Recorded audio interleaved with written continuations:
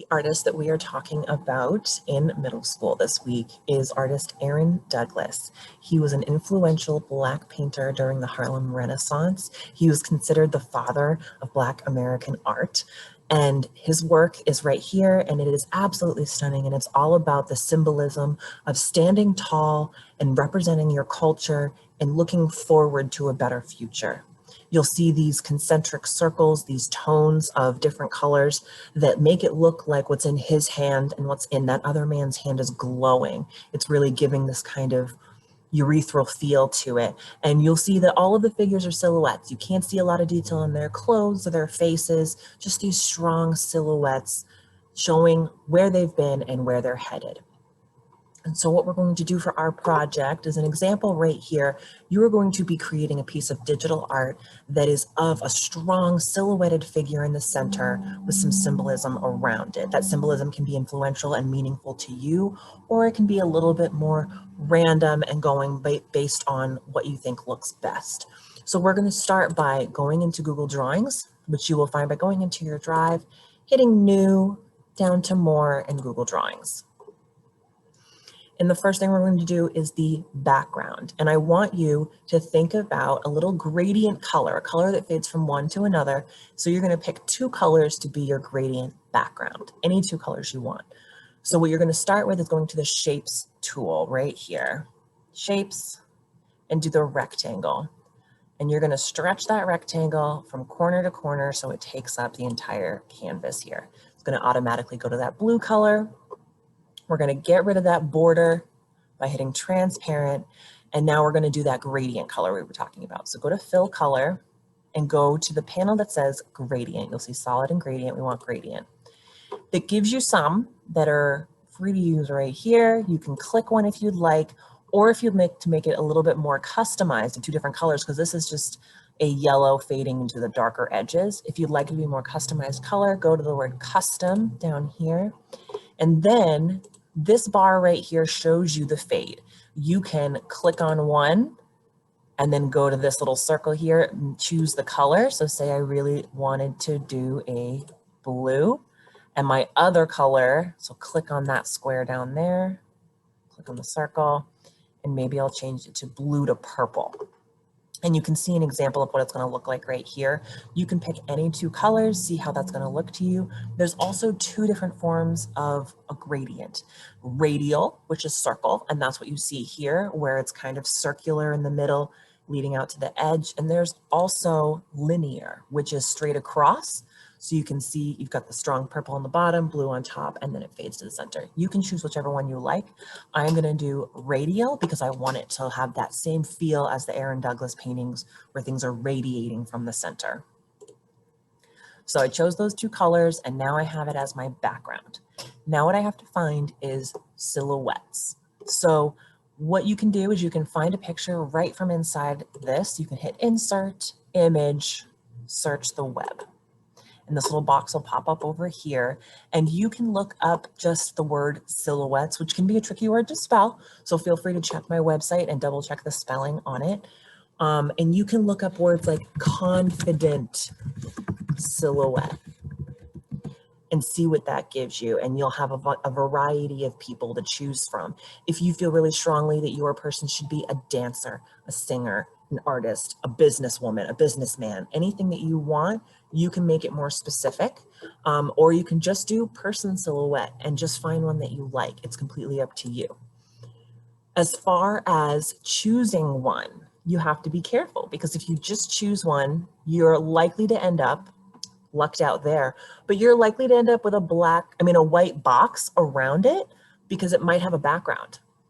And so if you're having a hard time finding a silhouette that does not have that white boxed background, you can add the word transparent to your search, add the word no background to your search. And if you come across a silhouette that you really like that has a background, remember that website I told you about, remove.bg. I've also left that on my website that you can remove the background and that gets it done for you, okay? So that's if you can't find a picture that doesn't have a background. So I chose this person.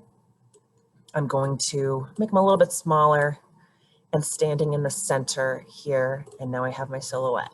It's kind of boring around the edges, so I want you to think about what could be around the border. You could add plants, you could add pieces of a city, you could add anything that you want.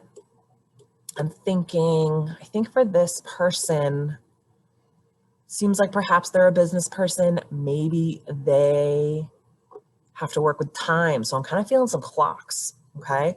So I'm just gonna get rid of the word confident and I'm gonna put clock. See what I get. I am gonna add the word transparent at the end.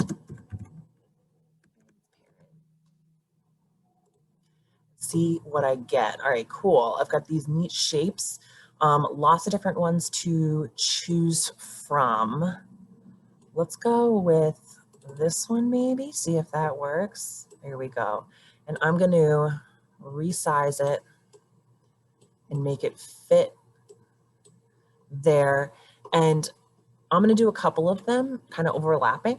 And so remember, you can do edit, copy, edit, paste, or the shortcut is right here, Control C and Control V. And that's really, really handy to use. So I'm going to Control C, Control V, and bam, I got another clock. I'm going to do, I think, 4. And I'll put them around. Actually, maybe I'll even do more than that and overlap because I kind of look like how they look.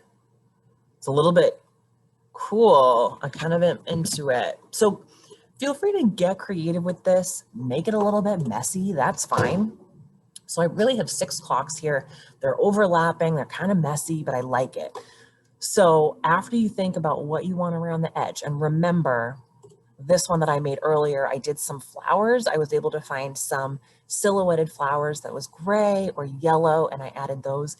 And right here in the center, I found a flower that when I put it into my picture, it ended right on top of my silhouette, and I really liked it, so I left it there. So that was actually a silhouette that did not have this flower. I just added it to it because I thought it looked really cool. So the next thing that we're going to need to do is those circles, those faded circles that get brighter towards the center. So let me go back over here, and that's my last step. So after you have your silhouette and the objects around your silhouette, we're going to do those kind of concentric circles. If you do not want to do a circle, you could do another shape. If you feel like stars or hearts or squares might be more powerful for your image, absolutely go for it. So I'm going to go up to shapes again, and I'm going to choose the round shape, the oval shape, because that's what makes sense to me. It feels like, oh, the clock's around. I kind of want to stick with that. But like I said, if you want to use another shape, you absolutely can. So I'm going to make a large oval, almost as big as my whole picture, right in the center, okay? And I'm going to do what we did for the background, where I'm going to get rid of the border because I don't want that. And what I'm going to do is I'm going to pick a fill color.